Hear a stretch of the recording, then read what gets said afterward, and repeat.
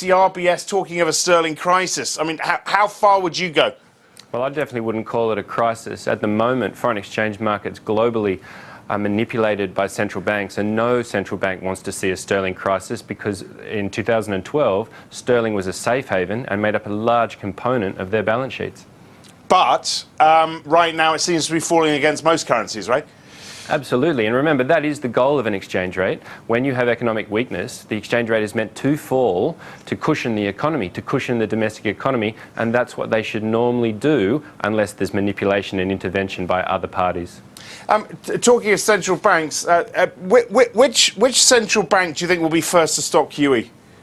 The first central bank to stop QE? Yeah. I think it's most likely to be the Fed. What about the BOE? How soon after could the BOE step in, do you think?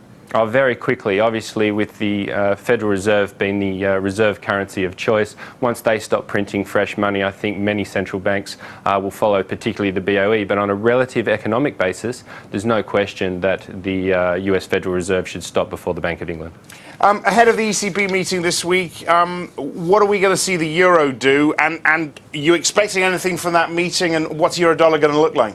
Well, no question, there's a lot of anxiety from foreign exchange traders in the market at the moment. Given those comments about negative interest rates that we saw at the previous meeting, a lot of uncertainty. I think we're going to see Eurodollar tread water until the press conference and then maybe breathe a sigh of relief thereafter and taking back or losing some of those gains that it's made over the last 2 weeks. And Japan, it seems, stepping in to support the euro as well, buying some bonds. I mean, how much longer can that support continue from Japan? Well, I think it can continue for a while. As I said earlier, we are in the era of central bank manipulation of currency markets, and of course it benefits both parties for those foreign exchange reserves in Japan to be used to buy peripheral bonds in Europe. So it works both ways. It suppresses volatility, and it gives us less to talk about in terms of foreign exchange markets.